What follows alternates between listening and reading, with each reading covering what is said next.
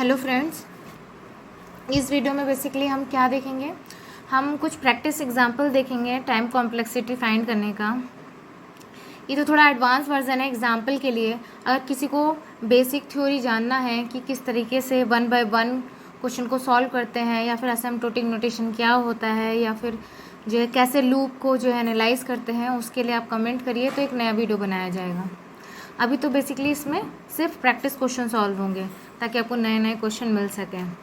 तो इस क्वेश्चन में क्या है, सबसे पहले हम लूप चेक करेंगे। इसमें 3 लूप हैं एक्चुअली, और जो कि एक दूसरे के अंदर आ रहे हैं। मतलब ये लूप स्टार्ट है तो उसके अंदर ये भी आ रहा है और ये भी आ रहा है ना। ये लूप स्टार्ट है तो उसके अंदर ये भी आ रहा है, और इस लूप के अंदर खाली ये काउंट प्लस प्लस आ रहा है। ठीक है, तो बेसिकली ये वाला जो लूप है वो इन दोनों लूपों को कवर कर रहा है। तो हम चेक करेंगे पहले आई का वैल्यू को। आई का वैल्यू n/2 से शुरू हो रहा है, n/2 से शुरू होगा, फिर नेक्स्ट अपडेट होगा तो +1 हो जाएगा, फिर नेक्स्ट अपडेट होगा तो n/2 + 2 हो जाएगा। इस तरीके से आपका आई का लूप चलेगा। दूसरा आता है जे का लूप, है ना। तो जे का लूप बेसिकली ये भी इंडिपेंडेंट है। इंडिपेंडेंट कैसे है, मतलब यहाँ पे कंडीशन में कोई डिपेंडेंसी नहीं है आई के साथ। अगर जब डिपेंडेंसी होती है तो हम उसे अलग मेथड से सॉल्व करते हैं। यहाँ पे इस कंडीशन में जो ये कंडीशन है, यहाँ पे एन आई के साथ डिपेंडेंसी नहीं है, तो सेपरेटली ये सॉल्व हो सकता है।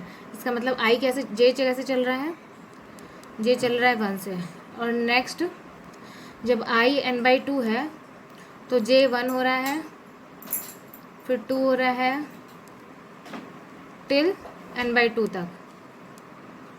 और जब आई का वैल्यू n/2 + 1 है तब जे का वैल्यू तब भी फिर 1 हो रहा है, 2 हो रहा है टिल n/2 तक। इसी तरीके से इसमें भी सेम, जे का वैल्यू हो रहा है 1 फिर 2। अब आते के पे। तो जब जे का वैल्यू 1 है, जे का वैल्यू 1 है तो के कहाँ से कहाँ तक चलेगा, 1 to n, बट इसका अपडेशन क्या है k × 2 यानी log n टाइम्स। यानी जब j का वैल्यू 1 है तो k कैसे चलेगा, k चलेगा 1 to log n टाइम्स। इसी तरीके से जब 2 होगा j का वैल्यू तो उसमें भी same 1 to log n times चलेगा, log n टाइम्स चलेगा। तो बेसिकली क्या हो रहा है कि ये कैसे हो रहा है, अगर हम इसको देखें तो कितने टाइम्स वो हो रहा है। तो जब 1 टाइम्स चल रहा है log n टाइम्स, ठीक है, 1 to n यानी log n टाइम्स चल रहा है जो फर्स्ट है। सेकंड वाले में भी log n टाइम्स चल रहा है, फिर log n times till n/2 times log n time है। लेकिन ये बेसिकली खुद भी जो आपका जे है, ये कितनी बार है, जब जे रन करेगा, बट वो कितने टाइम्स से रन कर रहा है, n/2 टाइम्स, यानी मल्टीप्लाइड बाय n/2 टाइम्स। तो ये क्या हुआ, ये आपका क्या हो गया, log n 1 + 1 + n/2 टाइम्स कितना हो गया। यानी आप कैसे कर रहे हो 1, अगर आप log n को बाहर निकाल ले रहे हो, है ना, log n को बाहर निकाल लेंगे तो 1 + 1 + 1 + ऐसे ऐसे करके n/2 टाइम्स। तो ये कितना हो गया, n/2 हो गया, है ना, n/2 टाइम्स कर रहा है तो, और ये n/2।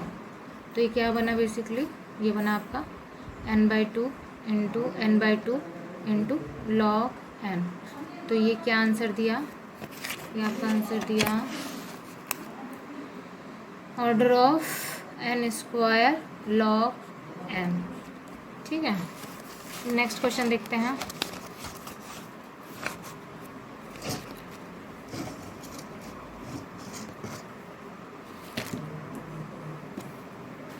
नेक्स्ट क्वेश्चन आते हैं तो नेक्स्ट क्वेश्चन में क्या है, आई का वैल्यू n/2 टाइम्स।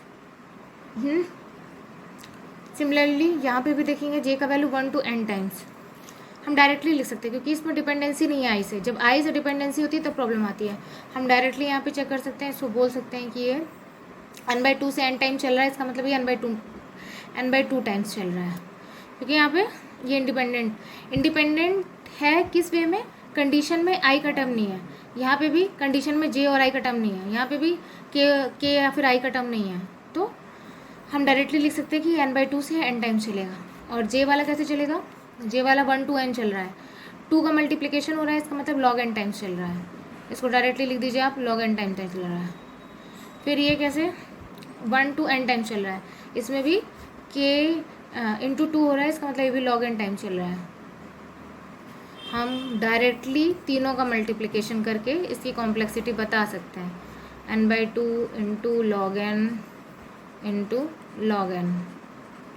तो बेसिकली क्या हो गया ये? Order of n log square n। ठीक है,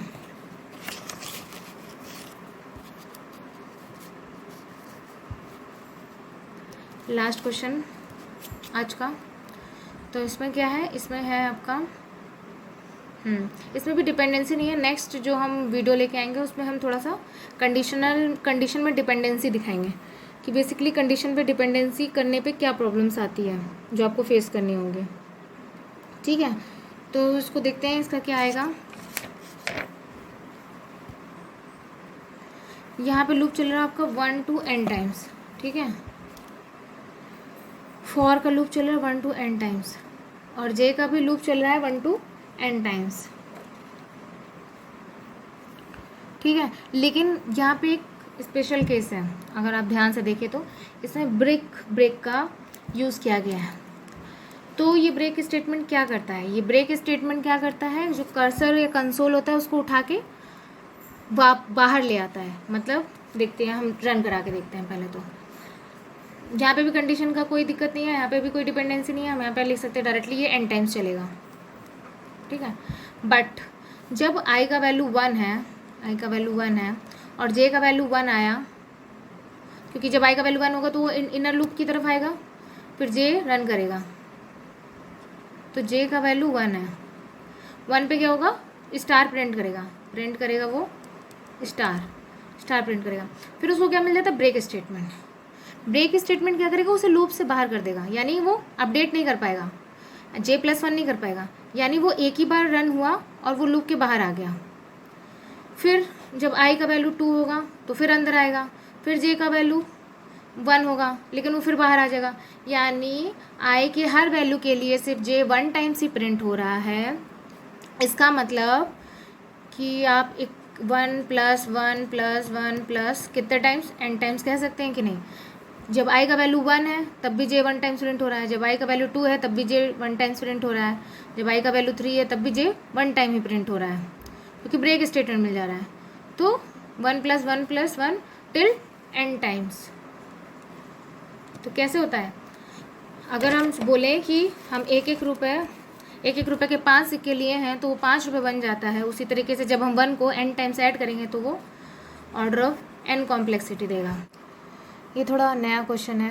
पहला क्वेश्चन जो कह रहा है कि i = 1 से n तक जा रहा है और j भी 1 to n तक जा रहा है। ठीक है, तो हम डायरेक्टली पिछले वीडियो की तरह हम देख सकते हैं कि हम इसको डायरेक्टली लिख सकते हैं, ये n टाइम्स चलेगा और दूसरा वाला भी n टाइम्स ही चलेगा। दोनों इंडिपेंडेंट है क्योंकि यहाँ के भी कंडीशन में i का यूज़ नहीं हुआ है, तो ये भी n टाइम्स चलेगा, ये भी n टाइम्स चलेगा separately. But what about this? इसको हम रिकर्शन बोलते हैं। इसका मतलब क्या है? ये जो फंक्शन है, ये जो फंक्शन है ये यहाँ पे n/3 को पास कर रहा है, n-3 को, फिर से पैरेलली एग्जीक्यूट करेगा, फिर से यहाँ पे आएगा, फिर उसका n-3 होके फिर पैरेलली जाएगा। इसका मतलब ये रिकर्शन फॉलो कर रहा है। तो हम क्या करेंगे, एक अच्छा सा फंक्शन लिखेंगे।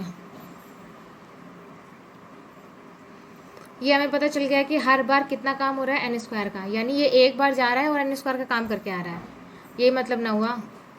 तो t ऑफ n-3 जो कि रिकर्शन है, जो सामने दिया है रिकर्शन हो रहा है। ठीक है, फंक्शन के अंदर रिकर्शन हो रहा है, सेम फंक्शन खुद को कॉल कर रहा है। देखिए ये फंक्शन, ये वाला फंक्शन खुद को कॉल कर रहा है, खुद को कॉल कर रहा है। ठीक है, तो इसका मतलब है कि एक बार रिकर्शन होगा जो कि कितना काम करके आएगा, n स्क्वायर काम करके आएगा। ये n स्क्वायर इसका मल्टीप्लिकेशन है। प्रीवियस वीडियो अगर जिसने देखी होगी उनको पता होगा कि कैसे इस कॉम्प्लेक्सिटी को मल्टीप्लाई करके निकालेंगे। तो बेसिकली ये एक बार जाएगा तो ऑर्डर ऑफ n स्क्वायर का काम करके आएगा, हर बार ये ऑर्डर ऑफ n स्क्वायर का काम करके आएगा। अगर किसी को याद हो तो मैंने एक वीडियो बनाया था जिसमें इस तरीके के क्वेश्चंस को इजीली एक लाइन में सॉल्व करने का ट्रिक था, जिसमें a की वैल्यू पे डिपेंड करता था फाइंड करना टाइम कॉम्प्लेक्सिटी। अगर जिसने ना देखी हो वो वीडियो तो जाके देखें, वो हमारे सेक्शन में होगी, जिसमें हमने सब्स्टिट्यूशन का मेथड लिया था, उसके बाद उसकी शॉर्ट ट्रिक बताई थी। तो सेम यहाँ पे भी वो ट्रिक लगेगी, वो स्मार्ट लर्नर की एक ट्रिक है, उसको आपको सीखेंगे तो आप जल्दी इस क्वेश्चन को कर पाएंगे। उसमें क्या था, जैसे यहाँ पे a इक्वल्स टू 1 है तो उसमें गिवन था कि a इक्वल्स टू 1 होने पे हम टाइम कॉम्प्लेक्सिटी डायरेक्ट क्या लिख सकते थे, n की पावर k प्लस 1 और हमारा k 2 है, तो हम डायरेक्टली कह सकते हैं क्या, theta of n square, so square plus 1, यानी कि थीटा ऑफ n क्यूब। जिन्होंने भी वो शॉर्ट ट्रिक सीखी होगी स्मार्ट लर्नर की, वही इसको क्वेश्चन को इजीली कर पाएंगे। जिन्होंने नहीं देखी है आप जाके उस वीडियो को देख सकते हैं। नेक्स्ट क्वेश्चन है, ये बेसिकली मास्टर थ्योरम से हो जाएगी। तो इसमें आपका फंक्शन एफ ऑफ एन क्या दिया है, एन लॉग एन एक साइड लिखा। अब हम एन की पावर लॉग ए बेस बी निकाल लेंगे, जो कि क्या है 2 to 1 हो जाएगा, यानी एन है। यानी ये वाला portion log n times greater है, तो हम इसकी टाइम कॉम्प्लेक्सिटी डायरेक्ट लिख सकते हैं, theta of n log square n. जब लॉग एन टाइम्स ज़्यादा होता है एक, तो आपको पता होगा पिछली वीडियो में मास्टर थ्योरम में सीखा था कि हम +1 कर लेंगे p की वैल्यू में। ये p होता है ना, p भी +1 हो जाएगा। ठीक है, नेक्स्ट क्वेश्चन करते हैं। इस क्वेश्चन में भी एफ ऑफ एन कितना दिया है, n/2, और ये क्या हो गया, n की power log a base b। ये कितना दे दिया, n दे दिया। दोनों साइड पे क्या हो गया, n इक्वल हो गया, तो हम इसकी टाइम कॉम्प्लेक्सिटी डायरेक्ट लिख सकते हैं। तो आप बताइए इसकी टाइम कॉम्प्लेक्सिटी कितनी होगी।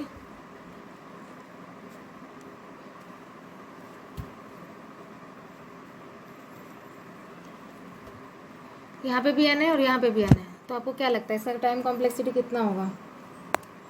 बेसिकली जब सेम होता है तो हम क्या करते हैं, लॉग n, खाली लॉग।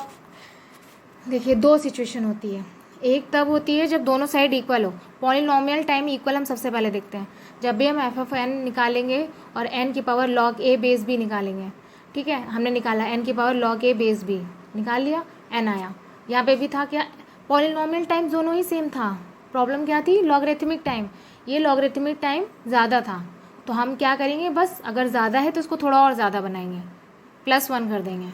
यहाँ पे भी देखेंगे तो यहाँ पे भी क्या है, पॉलिनोमियल टाइम दोनों सेम है, दोनों ही सेम है, तो हम कोई भी ले सकते हैं। बट हम क्या करेंगे, अब दोनों सेम है तो भी प्रॉब्लम है, तो हम क्या करेंगे, लॉग एन को ऐड ऑन कर लेंगे। अगर दोनों सेम है तो पॉलिनोमियल टाइम्स हमने यहाँ पे लॉग एन ऐड कर लिया। और अब ठीक है, नेक्स्ट क्वेश्चन देखते हैं। ये है क्या आपका n, एफ एन दिया n, और ये है n की power log a base b। ये कितना हो गया आपका n स्क्वायर। तब तो कुछ सोचना ही नहीं है, ये तो ग्रेटर हो गया। पॉलिनोमियल टाइम अगर ग्रेटर हो गया तो कुछ भी नहीं सोचना है, पॉलिनोमियल टाइम अगर ग्रेटर है तो कुछ भी नहीं सोचना है, सीधे आंसर जो ग्रेटर है वही आ जाएगा। अगर पॉलिनोमियल टाइम ग्रेटर है, सोचना तब होता है जब ये सिर्फ पॉलिनोमियल टाइम इक्वल होता है ना। जब ग्रेटर है पॉलिनोमियल टाइम तो सीधे वही आंसर हो जाएगा। ठीक है, थैंक यू।